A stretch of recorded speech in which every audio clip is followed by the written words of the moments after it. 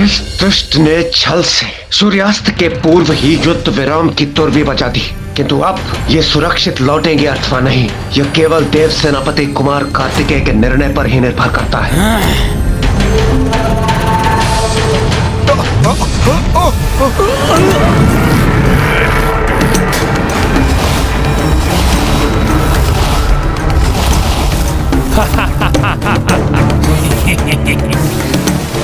मुझे तो यही ज्ञात था देवताओं। युद्ध नियम के अनुसार दोनों पक्षों में से किसी के भी दोहरा युद्ध विराम का नाद ध्वनित होते ही युद्ध रोक दिया जाता है, किंतु तुम्हारी मुद्राओं को देखकर तो ऐसा प्रतीत हो रहा है कि तुम अपने नियमों का पालन करना ही नहीं चाहते। अरे युद्ध विराम का नाद नहीं सुना तुमने? तो क्या तुम्हारे निकट आकर पुनः उत्पन्न करूं उसे, अथवा मान लूं कि तुम स्वयं अपने नियमों का उल्लंघन करने के लिए तत्पर हो, किंतु इतना समझ लो, नियमों का पालन नहीं करोगे तुम तो मैं भी उन्हें भंग करने के लिए मुक्त हो जाऊंगा। नियम तो तुमने भंग किया है दुष्ट, क्योंकि निर्धारित ये हुआ था युद्ध विराम केवल सूर्यास्त के साथ होगा, किंतु तुमने उसके पूर्व ही युद्ध समाप्ति की घोषणा कर दी। देवराज इंद्र, दुर्भाग्यवश जहां मैं स्थित हूँ वहां से देखो तो सूर्यास्त हो चुका है। कोई मूर्ख ही होगा जो अस्त हो चुके और अस्त हो रहे सूर्य में भेद करने में असमर्थ होगा। मूर्ख पुकारो तो धृष्ट कपटी, कोई प्रभाव नहीं पड़ता मुझे, किंतु तुम्हें क्या करना है उसका निर्णय लो। यदि नियम का उल्लंघन किया तुमने तो हम नियमविहीन होकर रात्रि में भी युद्ध करेंगे और रात्रि में ही तुम्हें पराजित कर देवी आदिशक्ति पर आक्रमण कर उनकी पूजा के प्रथम दिवस पर ही उनकी पूजा को खंडित कर दूंगा। नहीं इंद्रदेव, कुछ मत कहिए, भूल हमारी ही थी और हम देवता युद्ध के नियम का उल्लंघन कर धर्म की अवहेलना कदापि नहीं करेंगे।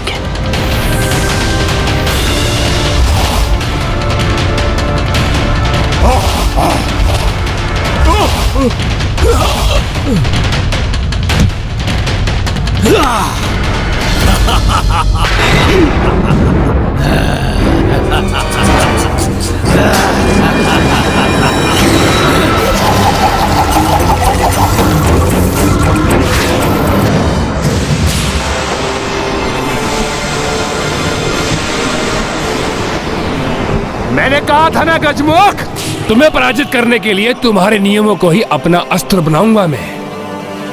और अभी तो यह आरंभ है, आगे आगे देखो ये दुर्गमासुर क्या क्या करता है। यदि इतना ही विश्वास है स्वयं पर तो रणभूमि में क्यों नहीं आए? यदि किसी प्रकार कल के युद्ध में सुरक्षित रह भी गए तुम्हारी ये इच्छा भी पूर्ण कर दूंगा मैं।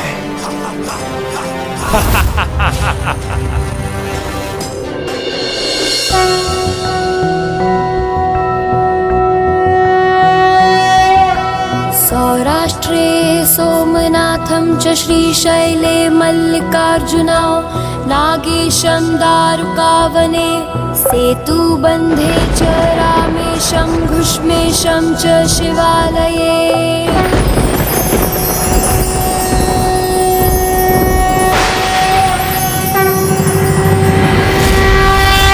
पूजा के प्रथम दिवस पर देवी आदिशक्ति द्वारा शुद्ध जल के इस जलाभिषेक का कितना अद्भुत परिणाम है, जिससे महादेव पर जल समर्पित करने वाला तन मन और इंद्रियों से पावन होकर अपनी किसी भी इच्छा को पूर्ण करने में समर्थ होता है।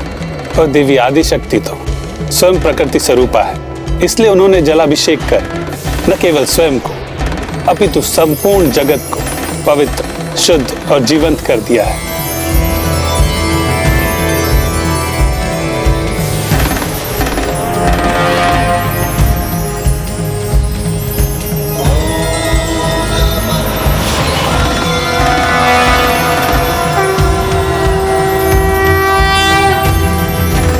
जिनका अंतर इतना शुद्ध और पवित्र हो जाता है, उनके भीतर से एक अनुपम तेज प्रकट होता है और फिर शुद्धता की वही आभा उनके विचारों में प्रदर्शित होती है। जो सुपात्र होते हैं वो जगत में व्याप्त उस शुद्धता को ग्रहण करने में सक्षम होते हैं, किंतु कुपात्र उसे नकार कर अस्वीकार कर देते हैं। क्या है ये? कैसी ऊर्जा है ये? दूर करो मुझे इससे।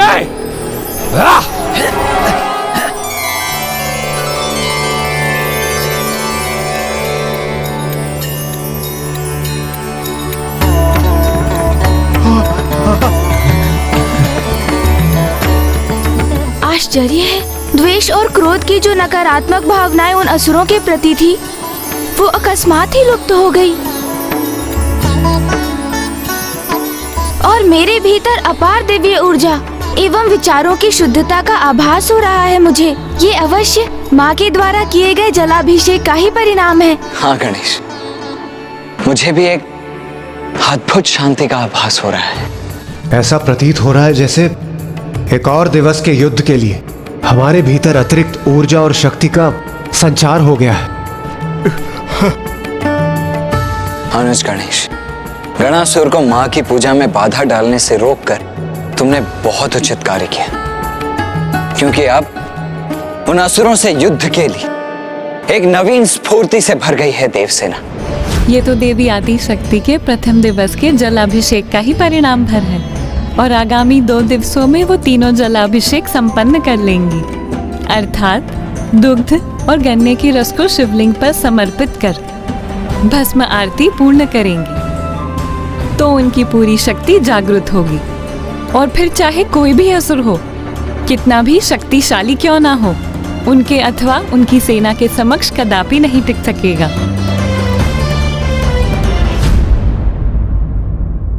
निर्णायक नहीं था आज का युद्ध, किंतु फिर भी हमने उससे सीखा कि कभी भी अपने शत्रु को कम नहीं आंकना चाहिए। उन असुरों की शक्ति को ही नहीं, अभी तो उनकी छल बुद्धि को भी पराजित करना है हमें। अर्थात अब आगे का युद्ध हमें और संयम के साथ लड़ना होगा। उचित है भैया, किंतु अभी भी उन असुरों की वास्तविक गुप्त दुर्बलता का भान कहाँ हुआ है हमें, जिससे हम उनका विनाश संभव कर सके। अजय है मेरे असुर सेनापति, उन्हें तनिक भी कोई क्षति नहीं पहुंचा सकता। और आज के युद्ध से वो देवता इतना तो समझ ही गए होंगे, उस गजमुख के कारण मेरी योजना सफल नहीं हो सकी, किंतु जो आज नहीं हुआ वो कल अवश्य होगा। कल के दिवस स्वयं तामसिक माता मेरी सहायता करेगी, तब देखता हूँ वो गजमुख भला क्या करता है। तुम कहना क्या चाहते हो अनुज गणेश?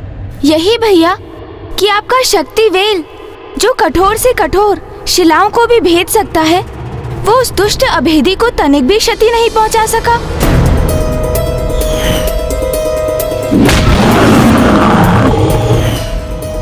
अग्निदेव, सूर्यदेव, आपके ताप और तेज से तो लौह भी पिघल जाते हैं, किंतु वो दुष्ट विच्छल बुद्धि आप दोनों की शक्तियों को बड़ी सरलता से सह गया।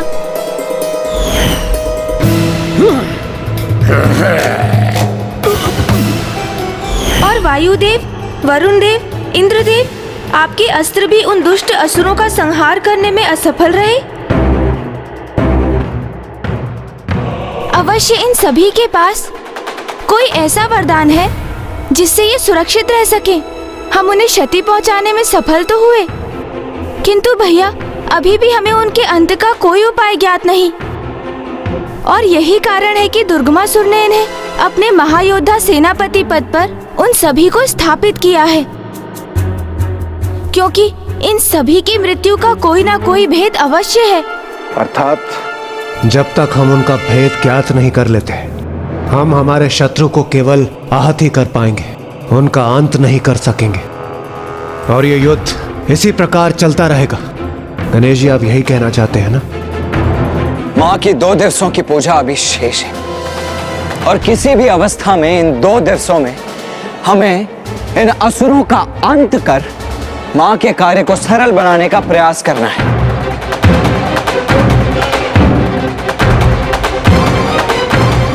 इसीलिए हमारे पास कल भोर तक का ही समय है, जिसमें किसी न किसी उपाय से हम इनके समस्त भेद ज्ञात कर लें। भैया मैं अभी आया। गणेश, गणेश, गणेश जी, यहाँ इतना गंभीर विचार विमर्श चल रहा है, इसके मध्य में ही ये गणेश जी कहां चले गए?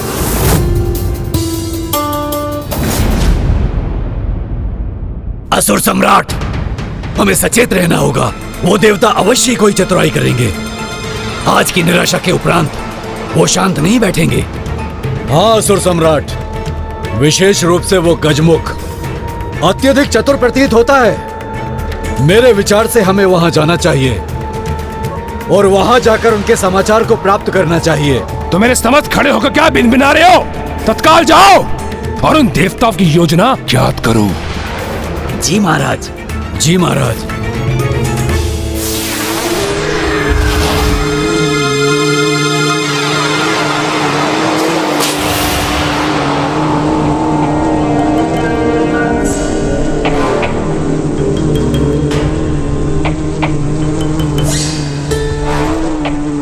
देवताओं से उनकी गुप्त योजना ज्ञात कर ये सूचना मैं पहुंचाऊंगा सम्राट तक। नहीं भ्राता, ये समाचार तो मैं दूंगा उन्हें और उनके मुख से अपनी प्रशंसा प्राप्त करूंगा। और मुझे ज्ञात है कि ये समाचार हमें कहाँ प्राप्त होगा।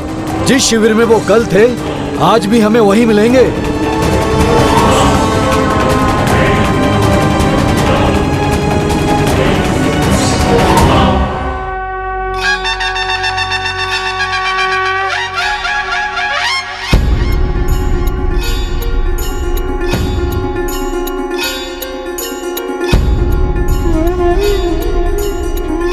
गणेश जी, ये क्या है? ये लड्डू है देवराज जी।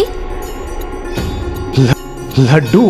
और इनकी सुगंध से ये स्वादिष्ट प्रतीत हो रहे हैं ना? ये क्या अनुज गणेश, हम सभी को असुरों के संहार की युक्ति का विचार करने में व्यस्त कर तुम स्वयं के उदर को भरने की चिंता में व्यस्त हो। नहीं नहीं भैया, मैं तो उसी समस्या को लेकर गंभीर चिंतन कर एक निष्कर्ष पर पहुंचा हूँ। लड्डू, ये है तुम्हारा निष्कर्ष? हाँ भैया, ये है असुरों की समस्या का अत्यंत सटीक समाधान, उनसे उनका भेद ज्ञात करने का उपाय।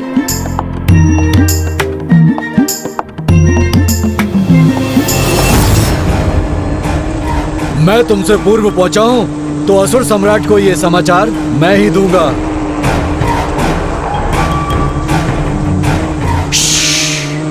ध्यान से सुनो, कुछ सुनाई दे रहा है मुझे। ये कैसा उपाय है गणेश? दिवस में युद्ध और रात्रि में शांति, यही निश्चित हुआ था ना भैया। तो मैं इन लड्डुओं के साथ असुरों के शिविर में शांति संदेश लेकर जाऊंगा।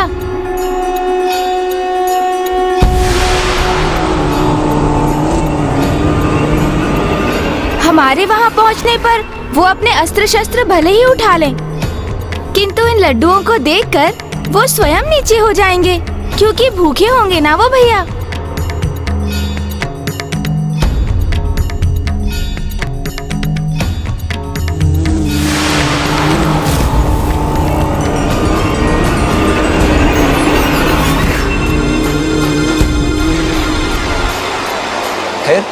फिर हम उन्हें अपने लड्डुओं से ललचाकर, अपने मीठे मीठे शब्दों से उन्हें भ्रमित कर, उनके सभी भेद स्वयं हमें बताने पर विवश कर देंगे उन्हें। बस इतनी सरल है मेरी योजना।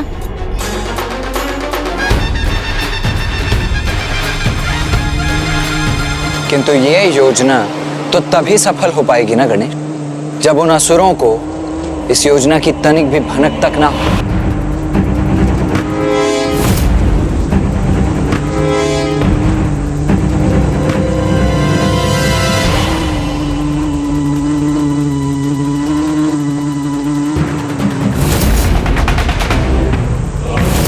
यहाँ तो कोई नहीं, रिक्त है ये स्थान।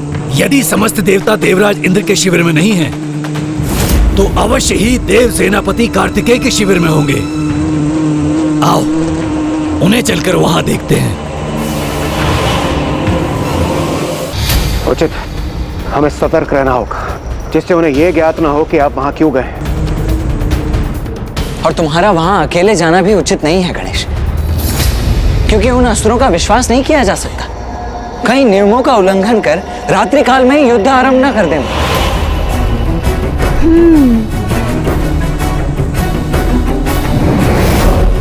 गणेश, तुमने अनेकों बार प्रमाणित किया है कि कठिन परिस्थितियों में शांतिपूर्वक विचार करने से किसी भी समस्या का समाधान निकल ही आता है। इसीलिए मैं भी तुम्हारे साथ चलूंगा। उचित है भैया, एक से भले फिर दो।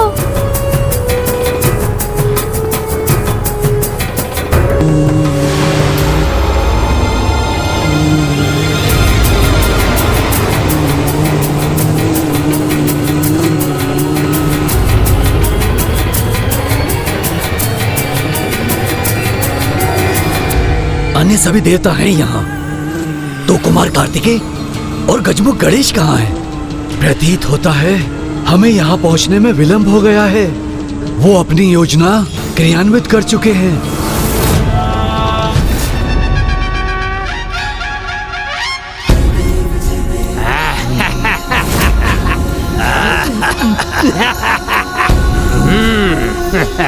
इन्हें ऐसे उत्सव मनाते देखकर तो यही प्रतीत हो रहा है भैया, जैसे ये युद्ध में विजय प्राप्त कर चुके हो।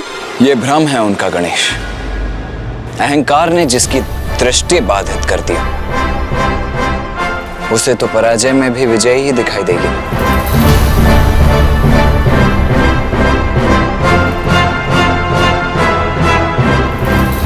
आज के समान मेरे सेनापति पुनः विजयी हो और देवताओं की टोली उन्हें तनिक भी क्षति ना पहुंचा सके और देवी आदि शक्ति तक पहुंचने का उपाय प्राप्त हो जाए। उनके प्रथम दिवस की पूजा संपन्न तो हो चुकी होगी, किंतु 2 दिवस की पूजा को मैं बाधित कर सकूं, उसके लिए मुझे तामसिक माता की सहायता लेनी होगी। अब मैं सर्वशक्तिशाली हूं। युद्ध में विजय प्राप्ति के लिए अपनी उस शक्ति का प्रयोग कैसे करूं, इसमें तो वही मेरा मार्गदर्शन कर सकती है।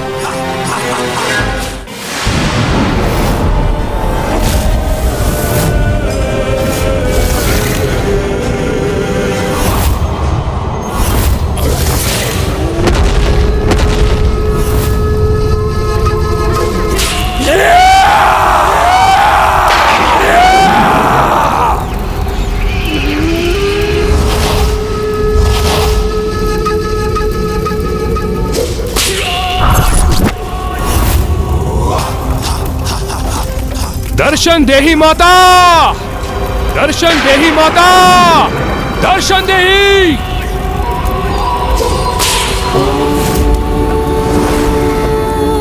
नमः शिवाय।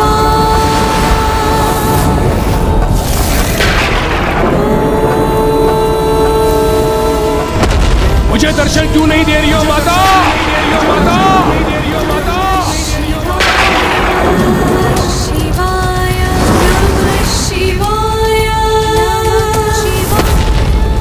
मेरा स्वर नहीं पहुंच रहा क्या आप तक? नहीं पहुंच रहा क्या आप तक? नहीं पहुंच रहा क्या आप तक?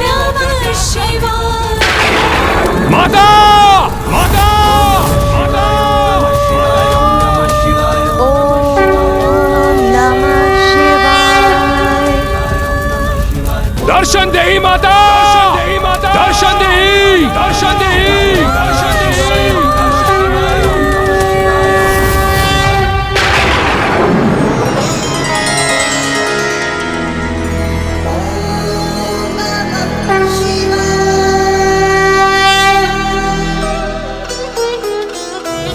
दर्शन देही माता, दर्शन देही माता, दर्शन देही माता, दर्शन देही। आज इस दुष्ट की पुकार तामसिक माता तक कदापि नहीं पहुंच सकेगी, क्योंकि तामसिक माता माँ के साथ पिताश्री अर्थात जगत पिता महादेव की पूजा में लीन है।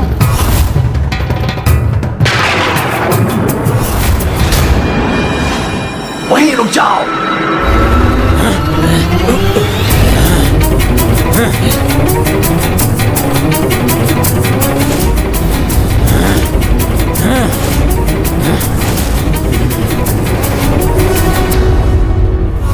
अरे अरे, हम यहाँ युद्ध करने के लिए नहीं आए हैं असुर जी, जो आप ऐसे सावधान हो गए। हमारी शत्रुता तो सूर्योदय से सूर्यास्त तक ही है। दिवस हो अथवा रात्रि, देवता सदा हमारे शत्रु थे और सदैव हमारे शत्रु ही रहेंगे। असुर जी, हमें शत्रुता निभानी होती तो हम इस युद्ध विराम के समय कोई अस्त्र शस्त्र धारण कर यहाँ पहुँचते ना, किंतु हमारे हाथ में तो लड्डू की टोकरी है।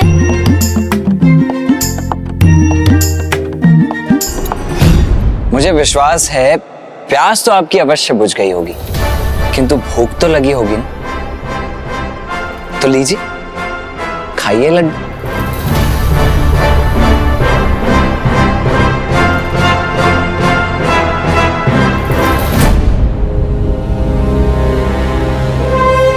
हाँ, संकोच मत कीजिए असुर जी, आप सब तो लड्डुओं का भोग कीजिए और इसमें चिंता का कोई भी कारण नहीं है, क्योंकि आपके असुर सम्राट ने स्वयं इस युद्ध विराम के नियम को स्वीकार किया है।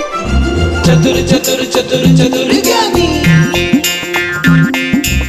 हाँ, खाइए ना, खाइए।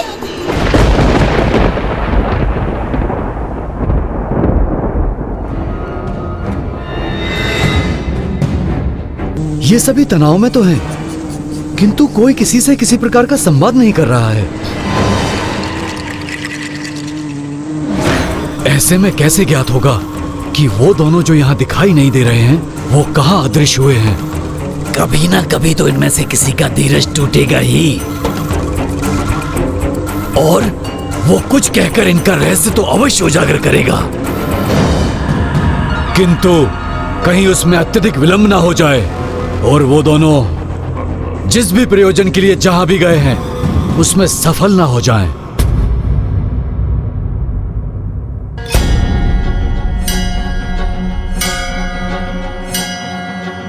जिस उद्देश्य से मैं यहाँ आया हूँ उस योजना में मुझे सफलता तो अवश्य ही मिलेगी दुष्ट असुरों। बस तुम लोग लड्डू खाओ और इसी के द्वारा मैं वो भेद ज्ञात कर लूंगा जिसे ज्ञात करने मैं यहाँ आया हूँ।